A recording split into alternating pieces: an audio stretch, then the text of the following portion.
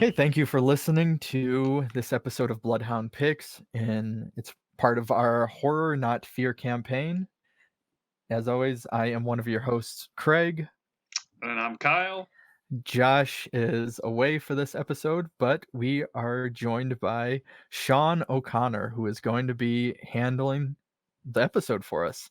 And we don't know fully what he's bringing to it, but we've known Sean for some time.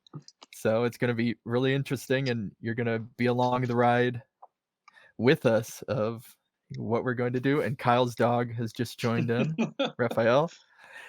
Yeah, so hello, Sean, and thank you for joining us. Thanks for having me. What a pleasure. So we met Sean, as we've talked about before, myself, Kyle, and Josh, met and started this podcast when we were doing the MFA program. Well, we started working together through the MFA program with the David Lynch Graduate School of Cinematic Arts, and Sean was the art student and one of our other friends within that. And so it's great to have him. The fourth black sheep. We were, like that's probably the best way of putting it, the black sheep of the group. And so it's great to have him. We'll chat with him frequently, but it's lovely to have you on this episode. Really. Yeah, I'm excited about all the work that you all are doing and consistently, and it's really inspiring. Thank you. And so, what is your episode going to be, Sean? I was thinking about it. I know that we all enjoy Japanese cinema, Okay. and I'm also like a neophyte. Like I appreciate the horror genre. I think it's probably the most, in terms of like the art form, in terms of modern cinema, it seems like the most, how do I say it, incisive and real. I mean, it just seems like there's a lot of cool concepts that are coming up, and a good way to deal with like shadow energy. So I'm a sort of neophyte when it comes to that. I mean, I know sort of like the VHS era of horror coming, growing up, but I don't know. I thought that would be like kind of neat to discuss, because I think there's a lot of like growth that's available, because we're in such a sort of strenuous time in our human history. And I just think that with everyone doing the social distancing, from one part of the spectrum to another, but there's a lot of people who are just very interior these days and are going through it. And I know that the sort of stresses that seem to be sort of a base, the human stresses that seem to be a basis of the cinematic experience in horror seems to be very pronounced. Everyone's sort of losing it in one way, or gaining it in one way or another. So I think I don't know. I think it's a very, it must be a very exciting time to be a storyteller when dealing with shadow energy. So. That's great. And so you before we get fully into your episode, Sean's episode, it's all yours. If this fails, it is entirely it's on me. That's cool. I've had that happen. I'm no stranger to failure, so I'll be well equipped. But so listeners can know if they're ever interested, or things you do readings, and if you want to talk about that and everything you do working with that. Okay, cool. Yeah, so it's your self promotion moment. Here's my plug. So I love the cinema, and I'm a writer and a director, but during my midlife crisis, which is, I'm just hopefully coming out of it. Maybe I'm just entering it. I've been a cartomancer, a tarot card reader for, since I was a teenager. Something my mother helped pass on to me, and over the years, it's just something that's sort of picked up, and it's something that I, whatever you want to call them, the intuitive arts. It's something that I've sort of developed, and so I've made that more part of my palette of offerings. And I'm also an astrologer. Mhm. I've studied very intently, over the last couple of years, and it's really sort of fascinated me. Um, and I think it's totally compatible with the work we do in this Yeah. storytelling. I was thinking about it, the sort of correspondences and the archetypal resonance that something like the tarot or the any astrological system is really informative to what we do as storytellers. I mean, I just think I was thinking about this as one of the drills that we did in MFA land, right? Mhm. Was okay, let's develop a character. And what is their favorite color? And what is their favorite thing to eat? And, we go through you know, we go through these sort of checklists Mhm. of what are the characteristics.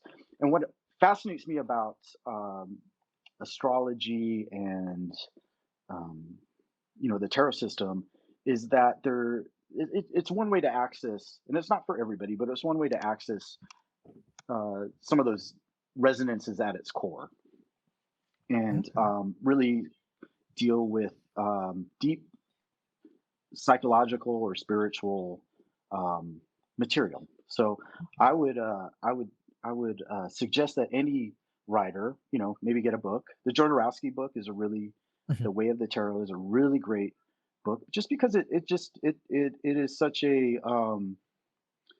it's another sort of fertilizer that we can use for our imagination. Whether presenting it for others or in terms of our own development and growth. So that's something I've just it's sort of picked up over the last couple of years, and I never thought I would be there, and it's a cool part of the journey.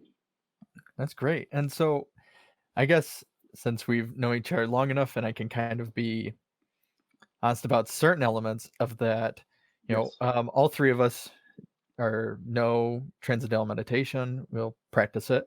Hmm. However, so like for example, my partner, you've met, wife, she's training in Reiki and Hmm. stuff like that, and she does TM as well. And so there's one of those things for TM for me. I think because my head is very scientific and like Hmm. my understanding, like I was able to finally accept it because okay, I could understand the science behind it.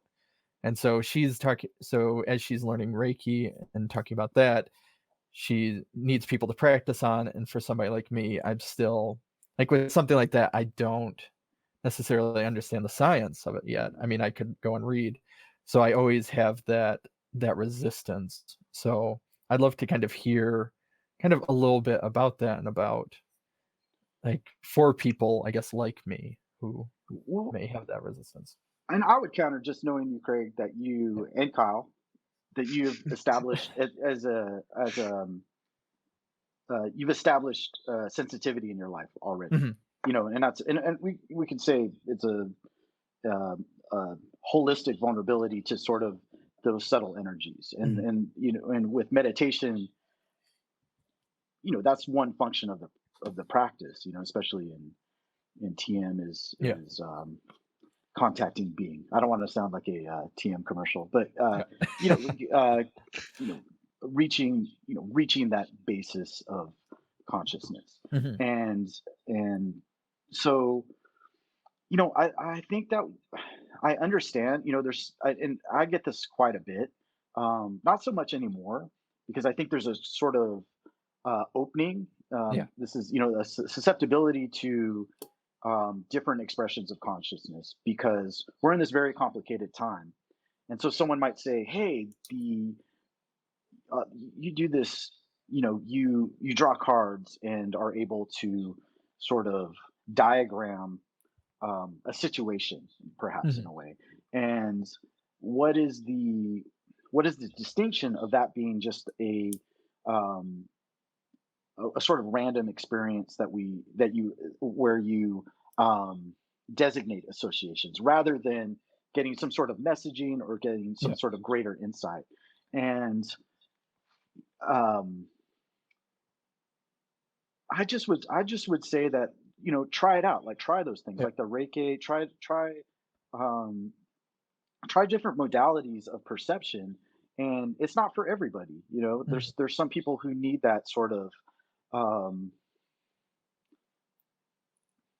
uh, logistic procedure Yeah. of knowing, that there's, and then there's other people who are completely empathetic and intuitive, that it jives with it, and it's a helpful, um, it's another tool. So Mhm. that's what I mean. It's not for everybody, but it's kind of crazy how once you sort of sit down with people. I mean, Mhm. when I get approached for reading, sometimes it's sometimes when people I don't think that would, I would never even broach it, because Okay. I just don't think they'd be into it. And then they're curious, and actually when you have an experience where at least the person is saying like, hey, I took something away from that. It's the artistic, it's what the artist wants to do Okay. in their work, is to have some sort of effectivity. And so when that happens, it's like, okay, I can't really explain, you know on a level of logic why this happens, but on a level of feeling, I can totally jive with when someone says, hey, that really affected me. That just kind of expanded my perception. And Yeah. I think that's the best. Instead of looking at it as a pure divination system, Yeah. like I'm looking in the future, and there's this fixed fate. That's not what's going on. It's basically a development tool Yeah. of like, I have free will. These are the elements of my life that are available to Okay. me, and I have a choice of how I'm going to work with it. Okay. And can I say one thing? And it's Yeah. really like, I come from a totally, um, I wasn't such a old batshit new age grandma. I came from a totally different. If you would have seen me 10 years ago, I was a totally different person. Someone who really doubted themselves and struggled with a lot of different things, and these esoteric or occult systems, Mhm. um, as much as something like transcendental meditation has really sort of helped me get to a place of coherence Okay. in my life. So I think it can be really helpful to people. Okay. Cool. Oh, that's great. What Um, is yeah. just for people that don't know, and I'm one of them, what is Reiki? Um, Craig, why don't you? Because you're closer to it. It's funny. Uh, I'd like to get trained, but go, Craig.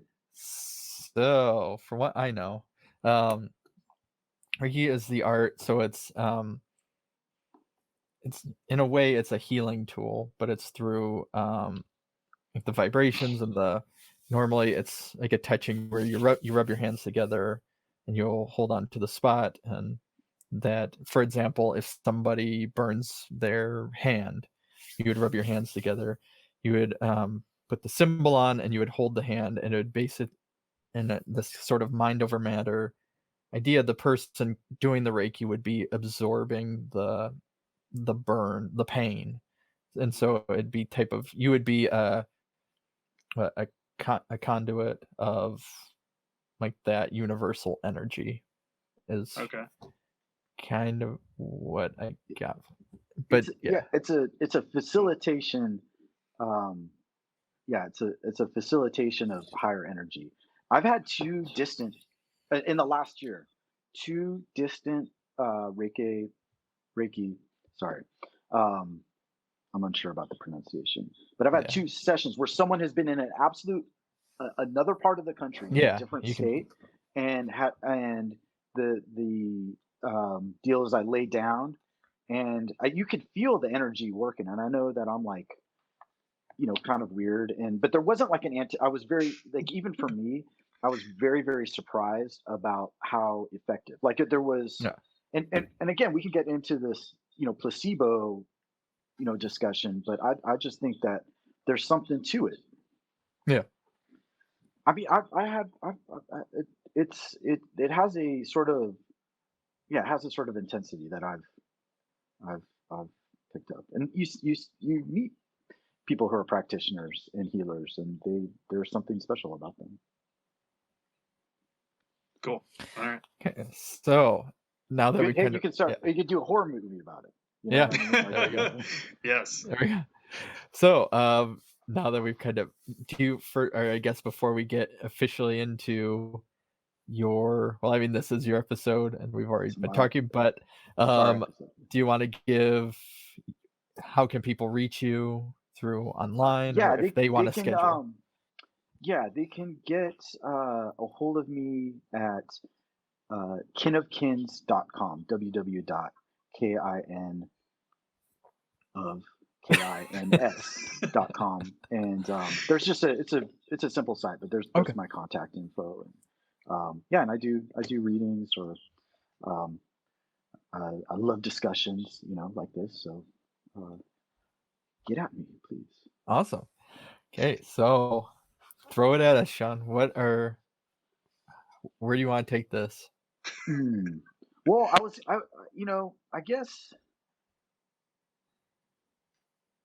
guess what we could talk. Let me think for a minute, because I didn't know. I thought I was just a participant and not Oh, a group leader. But well, like morbidly beautiful. yes. Um, so I wanted to ask you guys, like, what are let me back up. Okay, so these movies that we call independent, sort of, we call it horror or whatever Yeah. kind of genre. It's just such a um, infinitely large sort of spectrum. Yes. But I was wondering, like, what movies have really affected you, like on a level, like on a level of feeling and emotion, that have helped you guys, I don't know, just sort of indicated some sort of growth in your way. And the reason why I ask about that is because there's I get this all the time, and this has happened in my own work, where, oh, that's so dark, and there's this sort of there's this the subject matter, it Yeah. has this furious truth about it, and people don't all the time get it. Like, they're Yeah. I'm thinking about, let's say, um there's a film I love. It's one of my favorite films, and it's the most on paper, it's like one of the most fucked up movies in the world. It's Graveyard of Honor, which is a Japanese movie, Okay. where there is the protagonist, the main dude, is a what we call the worst kind of individual. And I mean, because he's a psychopath, and his language is violence. Um, but the journey that we go on, and it's horrific. Like, what he does to himself, and what he does to the people around him, to what he does to the people who really care for him, and really love him. Um, he he uh, goes on this rampage, and Mhm. destroys a lot of lives. And so we're going, like, well, what's exaltant, if we're looking at something to have a holistic potential, like, what is um why would you give a fuck about this movie? And it's because the whole deal is, it's this environment, the environment of violence and Mhm. gangsters and the underworld, has sort of created this character, and they've, like, loved him. He's done all their dirty work, and then he goes out of control, and then he turns on that whole community. And I Mhm. just thought that was really interesting. And he does um arrive at some sort of conclusion about his own life, um I won't blow it for you guys, but it's it's not pretty. But I think I found a lot of meaning in that, because it was like this, for me, it was this, shadow integration, because Mhm. it's really looking at the no bullshit, the um extent of our shadows, and the extent of these places that are really um unpopular about the human condition. And I just think there's a lot of value in that. And I think it's, like, actually what makes me what I enjoy about storytelling is like kind Mhm. of going to the going to those places. So I don't know. I was wondering, like in your own lives, is there a movie that like really has like um affected you as a artist yourself and really sort of on a very personal level that would maybe surprise people? You wanna That's go a that's a first, guy? that's a big question. Yeah. Um, First, I want to talk about Graveyard of Honor because I've seen the '70s version. I don't know which version you're talking about. This, they're like kind of the same. They're I know, yeah, they're the same story. I think I forget the name of the actor in the Takashi Miike one. That he does a really good job as the character. I forget the name of the character. It's not something you pop in, during the Christmas holiday. But Thanksgiving, the family. Fukasaku one is It's great. amazing. Yeah. Yeah, But it's interesting. I mean, I like what you're saying just in terms of the fact that like that story is you're with the yakuza who are a transgressive force in society, let's just say, and that character transgresses the transgressors. I mean, they're afraid of him because he's so beyond greed or power or, any of these kind of the things that they desire. This guy is yeah, just so crazy. Everyone's afraid of him. But yeah, with cinema, you can empathize or at least come to kind of an understanding of someone who is so far gone from within society, which I think is what's most exciting about it, just as you're saying, because it's especially in a time like now when everything is so polarized and we are so supposed to there's so many people that want to take storytelling to a literal place and make it kind of instructive mm, and kind of are simplifying something that could be very complex where we can actually look at people in society that people that we feel morally we shouldn't empathize with, but in storytelling we can look at that person as a whole person and see that there's something wrong with them and see that they're on a bad path, but maybe we can also find some humanity and some empathy for them, which I think is what's most interesting about cinema. It doesn't have to be someone that you like. We can grow our own empathy that way. I think that's the biggest, issue, and we've talked about it before on here and just in general, of the idea that there's this whole notion that's coming out more and more now where it's like, "Oh, your protagonist," I'm not going to say hero, but your protagonist needs to be likable, is something that they need to be compelling as a character. I think Yeah, They that's don't need to right. be likable, I think is, I think they need to be likable if you're going it from a market perspective. Yeah. Like if you yeah, know, I mean that's the whole deal, I think. But with that character, in the especially with um, the I think it's at 1972, the first something one. like that. Yeah. Yeah, that's dealing with like all these questions of like nationalism and Mhm. masculinity. Hmm. So we could see that in our society. What's going on in our Yeah. um, the in our country right now with the remember the whole deal 4 years ago was about the forgotten man. Yeah. The under Hmm. and he's been kicked like a dog, and no one understands him. His sophistication just to be. And so that movie is sort of an exaggerated version of that byproduct where it's like, yeah, he is a dog. He is a wolf because he's all he's known is this environment of transaction and um, the almost like the greatest currency that you can have besides power is your ruthlessness. And Yeah. so, and then it doesn't work out for him. I was thinking about that movie just now because at the beginning of, I think it's I hope I'm getting this right, but at the beginning of the Fukasaku one, like they always have those montages, like they have it Hmm. in um, the Jingi series, where it's they show the newspapers, Yeah. Mhm. and then they have people sometimes narrating over it, and they're talking about him. That it sounds like there's a voiceover of his neighbors, and they're talking about him. And he was like, he was always crying as a kid, you know, he was always crying as a little boy. He never stopped crying, something like that. And then you see this guy who's just like shut down, you know, and yeah, it's intense. Anyway, um, the yeah, I don't know. I wish there was more that sort of like courage in United States cinema. And I think what you're talking about, Craig, about it not, you know, the likability Mhm. sort of deal. The and that, you know, that's not knocking, you know, the prevailing cinema. Maybe it Yeah. is, but there's sort of, I think you're touching on a thing. What you're touching on too is there's sort of this sort of template for the morality of cinema. Mhm. And like they're like, and Kyle, you said it needs to be instructive, like morally instructive, Yeah. rather than suggestive.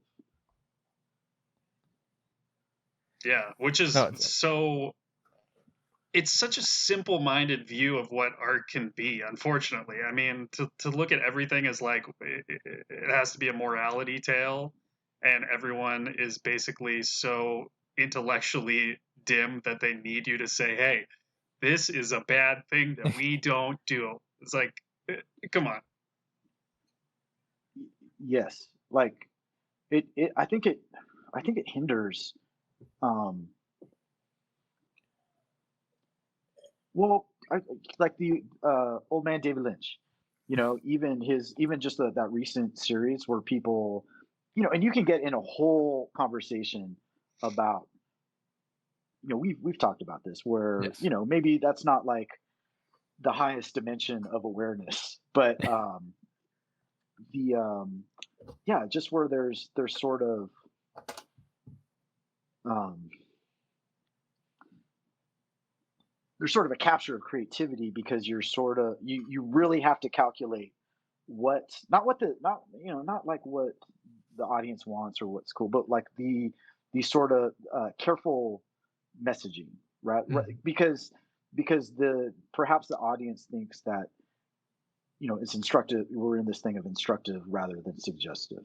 And so you can see things that are, you know, are horrible, you know, and, you know, have those play out as a sort of supporting element of this larger story that you're trying to tell, but that there's a you have to come to this like common common accord in terms of like your thematic and subject matter that is very hard to predict because that's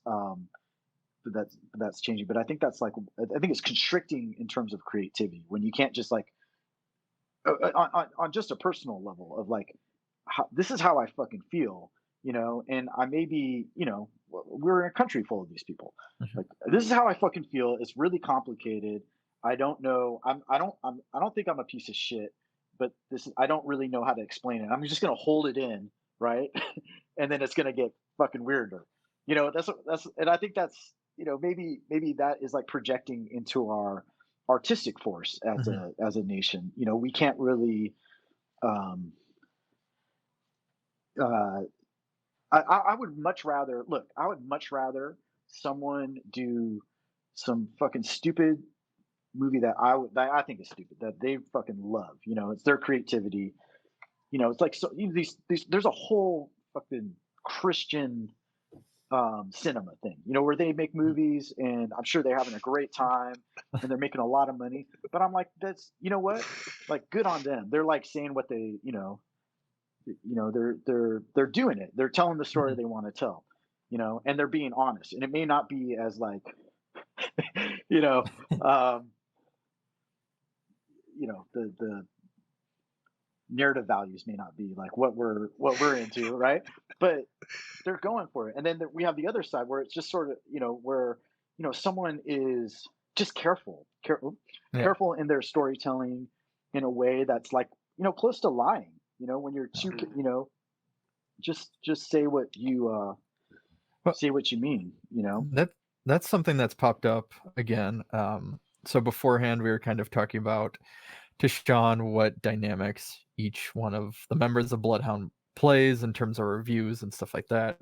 Um, but one of the things that I like where I don't have patience for, which I have patience for a lot of aspects in storytelling, probably more than I should. Mhm. But the thing that gets me is I will take the worst movie of all time if you can feel that passion behind it and you can feel Mm. rather than somebody that's just like they're obviously making it because and trying to hit all of the things that are marketable and trying to hit, something that's horrible, I mean, it's all subjective again, art in general, but something that's horrible versus something that's just like generic made to, you know, be a marketing tool or be a cash flow or be. Can I put you on the spot? What is a movie that you saw that you were like, fuck, like just you just didn't feel it. I can think of one right now that exemplifies what Craig is talking about. It was called Isabel. I Oh, think yep. it's 2019, but it's Adam Brody and some other actress who's kind of, We we did a review on it, CW. yeah. Yeah, like kind of semi-famous, but it just feels but it's everything Craig just kind of said, where it's like one of those movies that just feels like, okay, like this level of famous actor and this level, like, can put those together for this amount of money and make this really kind of It's generic haunted possession house, film yeah, type thing, possession and movie. It's just those movies that we unfortunately end up reviewing a lot, where you're just like, yeah.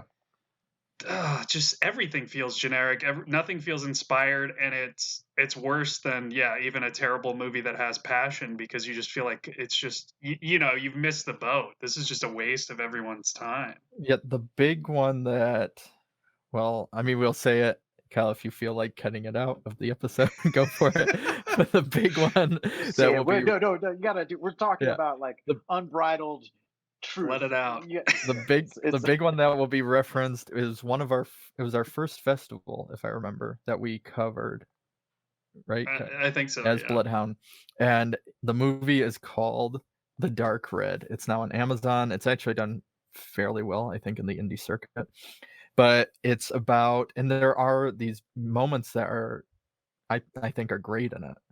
But it's a story about a woman is in a asylum, I guess, and she's saying that her baby was stolen uh-huh. to the doctor, and that's the whole thing. But then, it starts off and it's almost like a visual poetry movie for the Mhm. first like 10-15 minutes.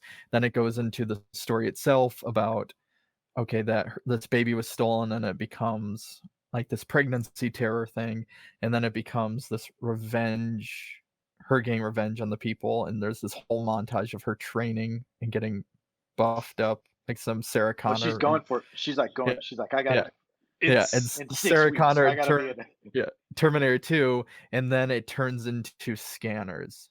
Yeah, I was gonna say. So he left out the part that Sounds the great. girl is psychic, sort of, and then the baby is But basically that's not brought up till the end. but the baby is stolen because of its psychic potential, so there's kind of like a weird X-Men thing Yeah, going on. little twist at the end. But it feels like somebody was going, "Oh, these are it's either I like these movies or these will play well, so let's throw them in." And it And felt then yeah.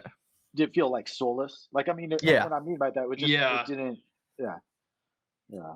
And so that is what I mean by, like, I will be more willing to write a.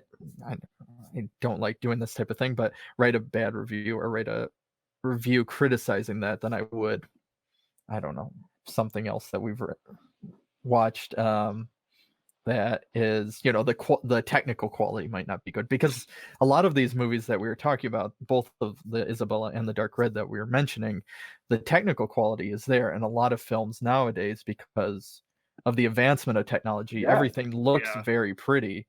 So, but then the stories are, I don't know. Beyond uninspired. Yeah. Well, I mean, really, the whole we're part of this MFA screenwriting um, explosion. That's like Yeah. all over.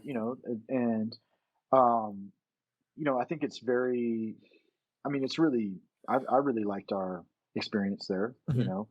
Just being able to you know be with other people and write. But the sort of like the there's this whole other thing about um where I've seen this quite a lot. Like we're like really good concepts, really good. I don't know, just very interesting stuff gets sort of macheted out of there Mhm. because it's not it doesn't translate to people, and a lot of the people kind of up the vine or whatever, they're not like it's a monetized scene there, and it's not going to be um, innovation. It's almost this is what I would say about it. Like innovation, like real innovation, not just a a refinement, of these sort of narrative models, but a real sort of innovation. It just doesn't lend itself, this sort of uh, committee criteria just doesn't lend itself to at least getting the money, getting the money to do it. But you just said it, like now, on my iPhone, right? You get a good Mhm. lens, you're shooting 4K and it looks hot. Exactly. So it's like do it yourself. Um, what's good though? Like what's come out that you've been like we didn't get to it. Like what Yeah, we still got to answer we your were talking question. about, like I want to know it, like Yeah. the personally, like something that's like really like changed you. That could, That's recent or that just just in general? just Okay. just in general. Like, Okay. or if you got something recent, I'd love to hear Uh, it. This is a big okay. question, John. I'm really trying Come to on, So think. man. You guys. here's Um, one that well, I've talked about, it's popped up on the show. So for the longest time, I mean, I've been watching horror and violent films because I had a older brother, um, since I was a child, and so I became desensitized for the longest time until I had my own kid, and now I'm, like, super sensitive, and I'll watch a movie, anything that has some sort of parent child relation, I could feel the little, like, choke up bubble in me. That's what I've gotten to became now. But when I was a teenager, I watched, and this, it's because of the graphic nature, but Irreversible. And I Oh yeah. remember, yeah, and I remember, this moment, and I do not like rape revenge movies, and that, Right. that scene is hard, but I remember this part of watching it, and it stuck with me all these years. I've seen it, yeah, once, and I watched little clips here and there, but, it stuck with me to the point where I remember this, like, fighting in me, this very, hard contrast about being so disgusted by that specific scene. For people listening, there is a it's a very infamous, rape scene that, if that's hard to watch. Definitely if you're not willing to watch that type of stuff, I say don't watch it. But the movie is so beautifully shot, and I remember that contrast of, like, watching it and being in awe of how beautiful it is, and the storytelling of being shot or told in reverse and all these elements, and I'm just so invested, but then there's this conflict about, like, this, like, gut punch, I guess. So that's a movie that's kinda stuck with me Mm. for, geez, 15 years? I don't know. I think about it unwillingly more than anybody should. Like, at least once a week, there's some I thought about, "Oh, Irreversible." And I don't want to, but it's there, you know? That I guess that's one for me. I mean, and then there's the joke that we have, again, for people listening, there's the big joke about The Brood, and the main reason and David Cronenberg's The Brood. The main reason for that is I saw it before when I was younger, but then I watched it, right before it was either right before or right after when I got the sense that my wife was pregnant with our child. And there was the going to these classes about, um, where it's like, you go to this 9-hour class where the first 30 minutes and the last 30 minutes are, childbirth is a wonderful thing, and here's all the joys of childbirth. And then the remaining 8 hours or what have you, like, so here's all the awful things that will be that could potentially Yeah. happen within the next 3 years, or, as long as they're a baby and a toddler. And that anxiety. I remember watching that movie, and there was just this weird, because I'm a big body horror fan, this weird connection that I had with it. What's Um, body horror? um, but body horror is it's a type of horror where, it's normally mutation, it's what disintegration of the body. It's all dealing with like a biological, for the most part, alteration of the body. Oh, You have mostly David Cronenberg is known as the body horror guy. Um, but there's several, even the Blob is classified oh, in that. okay. Because Really? the Yeah, for some reason it is. Werewolf movies occasionally, like Ginger Snaps, because it's dealing with puberty and stuff like that, or stuff like that. Yeah, there's a definite like physiological element. yeah. Okay. Yeah, So those are irreversible. mine. Yeah, Yeah, irreversible. I've seen that once, and I remember. I remember it, and I think that's that might be what we're talking about. I mean, that is a yeah. hard movie. I watched it with my wife, Oh, and she was jeez. not. She was like, yeah, because I didn't know. I mean, it was when it first came out, like Yeah, in it was 2001, yeah, right? something like 2000. that. We all rented it, No, so, like, oh, I hear this is kind, yeah. and then just that one scene in the tunnel is just like it's excruciating. Yeah. But what I would say is what's more horrible? Can you get even more horrible in that movie? And it's like, yeah, it's because that guy he's there with his pregnant girlfriend at that party, and he's like should be walking her home, and he's like making out with all these other people. He's Yeah, like high on ecstasy, and that's what that's the morality issue that yeah. that we're dealing with it. So it's Well, and not then just like yeah. it's very gratuitous, but there's a function Well, and then you for it. get to the point that the guy that they think did it isn't actually even the guy, to spoil the movie, I guess, for people that, you know. Spoilers. I haven't seen it. Oh yeah, And then Really? I, I'll, s- it I got still it want to is see a it. It's spoiler. not gonna. I'll Uh, forget what you I said. mean, you'll know because the movie's in reverse, I guess, so It'll you'll be know fine. early on, yeah. Yeah, if you didn't, well, or you could just like read the Wikipedia. the Leonard Maltin, you know. Uh, There's yeah, What so about that's you, Kyle? um, you know, first I want to. Well, I think Cassavetes films, just in general, just as in terms of films I encountered that were like on like not playing into any narrative kind of structure that you come to know like as a movie fan, especially as a younger, as like a kid and a teenager where you like all of us I'm sure watch a ton of movies. You start to see the similarities of every kind of story and you kind of know, okay, this is kind of a film noir and this is a horror and this is whatever, and I kind of know this guy's going to be the leading character. And just seeing something that's like feels like real life, feels like a documentary, but it's actually fictionalized. And seeing people you recognize, seeing like behaviors you recognize from real life that you'd never see in a movie, uh, and where things are kind of open ended, and you are just lost in the middle of this thing, going like, "What's going on?" Like, I don't know what I'm supposed to feel and where I'm supposed to follow, and everything is just kind of. It's like I'm just watching real life happen. And also, but for a horror film, which kind of has some element of that to it, is Possession, which I don't know. Yeah, Yeah.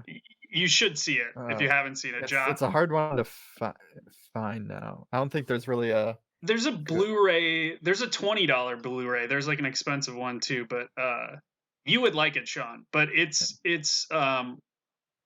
all about the dissolution of a marriage, but allowing to use kind of the extremity of the horror genre to express the pain that and the grief that wreaks on these people, and And that's body horror too, in a way. Like, it's in the if you I look mean, up there's an element the of it, list, yeah. yeah, but it's not It's really. always thrown in there. It's like it's like it's just like breakup horror.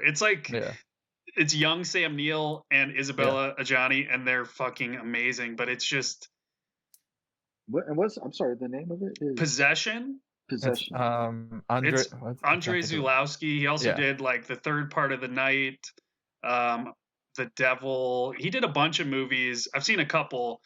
Um, he's a brilliant like Polish filmmaker, but it's just like this primal scream of all of this stuff. It's amazing, but it's not like, but it's a similar. It's definitely art house. It's definitely a thing where you're just like, it's about experiencing it. It's not about knowing what's going on or following logic.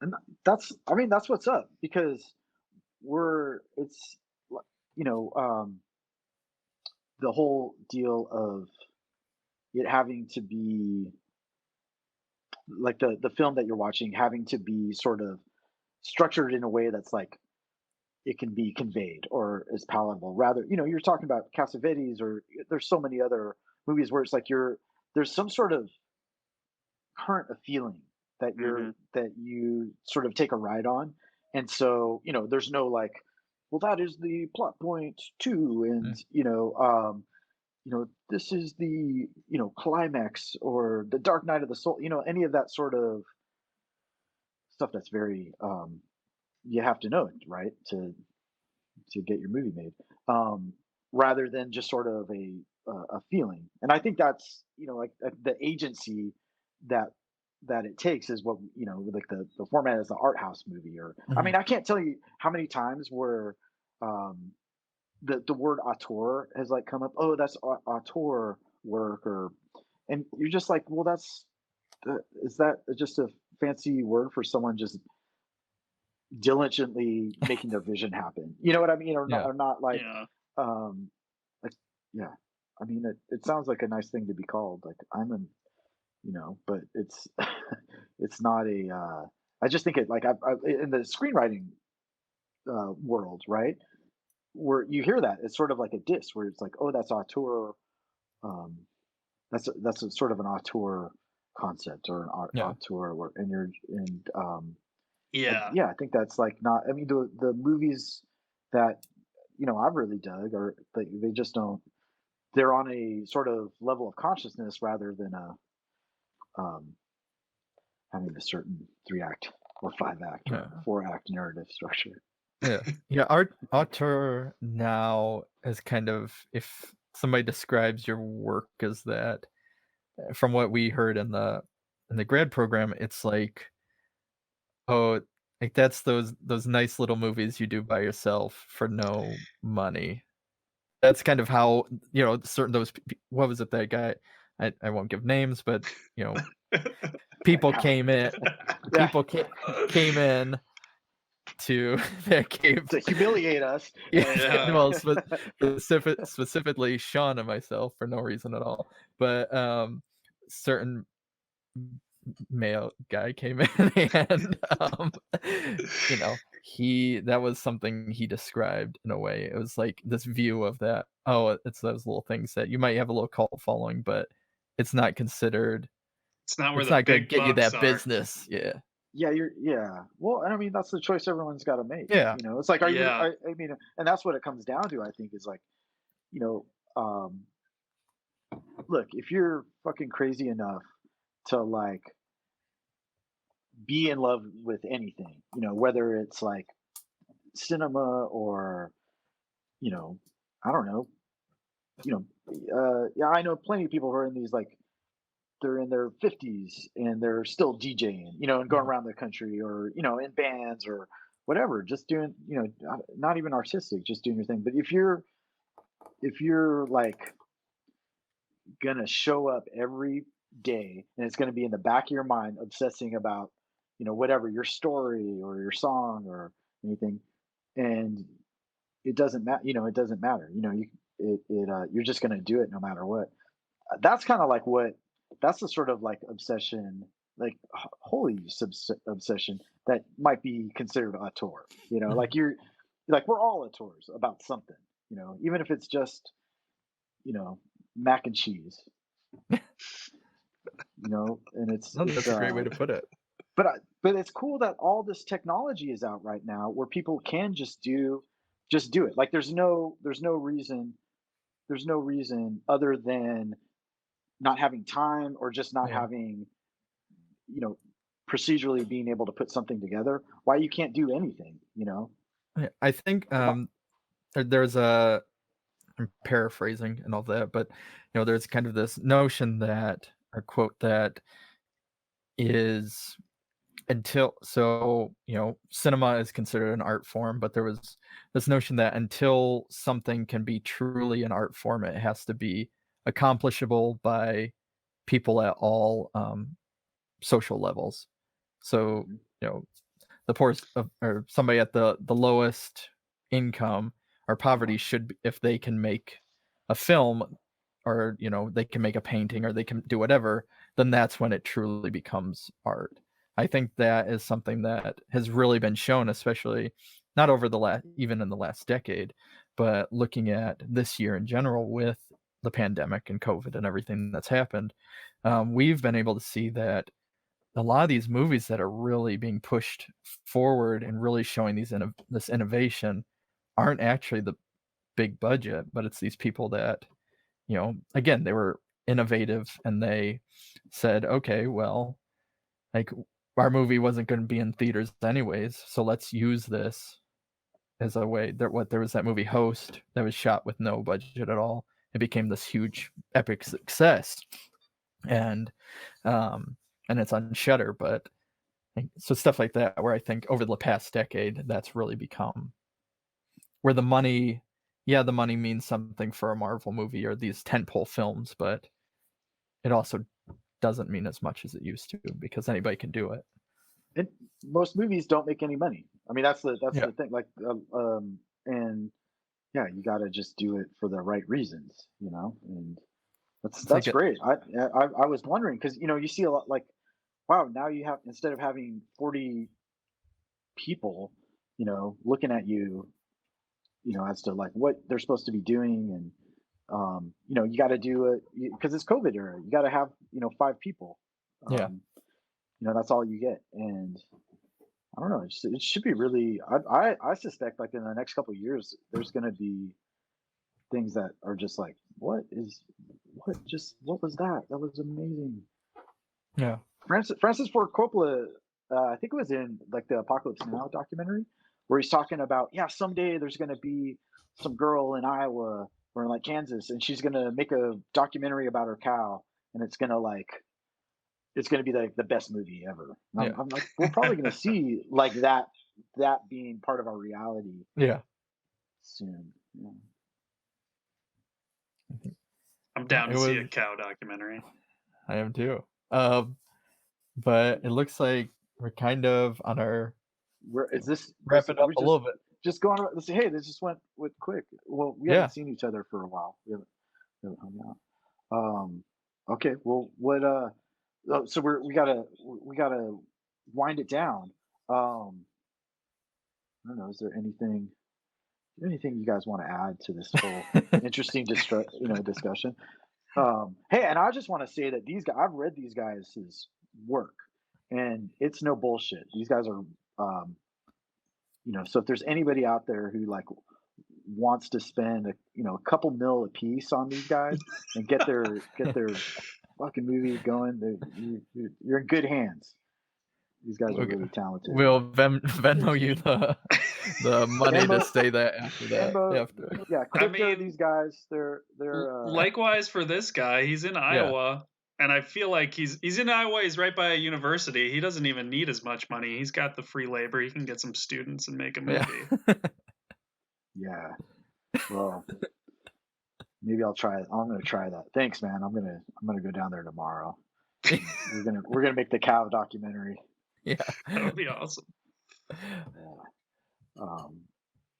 Yeah, cool. Yeah, and I just think that's it's cool that you guys are you're rocking this, and you guys are consistent, man. All that's Yeah. what it takes, right? You got to show up every day and do this. So. Well, thanks for having me on. It's been Yeah. and I'll lead it. I'll lead you in, Craig. Okay. No, thank you so much for joining us and doing this episode. We actually got to kind of talk about some great issues that I think we've been tiptoeing around for, geez, a year of doing this now. Certain topics, and it was great to finally be able to say them and actually bring them out into the forefront. And so, yeah, it was nice having you and be able to talk about these kind of this issue of art and about like how it impacts. And Oh, I can I enjoyed it a bring it lot. in? Can I say Yeah, one last thing about it? say whatever you want. Yeah, if you want to plug Because yourself this more, is do what whatever you want. I don't want to plug myself. I want to plug everybody because now's the time to be like no bullshit about Yeah, our creativity. We have nothing to lose, and we all got shit to say. And even more than that is like process, and that's why we're supposed to be doing this stuff. It's not so like we can go to do a squint smile at fucking Sundance, and like, hey, I'm a badass. Like, I got my movie released to, whatever. It's about like it's actually like if you're for it, if you're for that, what it's really about. What I think is like doing stuff with meaning and doing stuff without like knowing the answer. Using the process and for healing. I mean, that's what I see the future. Especially with the the the intensity of stories that you guys are into or we're all into is like the outcome not being something that's planned, but like there's some sort of holistic resource that we derive out of you know seeing body horror. You know what I mean? There's like something there's a method of healing in there, and I just think that's gonna be what's up because we're coming into the space age and the mhm. is we gotta do important work. So I think it's really cool that you guys are supporting other people, doing that. So right on. Yep. Thanks for having me. Yeah, Glad to thank you have That's so my you. little much. rant. Yeah, Yeah. there we go. And it was great having you. And yeah, until next time. All right. Yeah, All All right. right. Thanks, guys. Cheers. okay. Bloodhound Pix podcast is part of the Morbidly Beautiful Podcast Network. Produced by Josh Lee, Craig Draheim, and Kyle Hintz. Music by Raymond Seed. Editing by Kyle Hintz.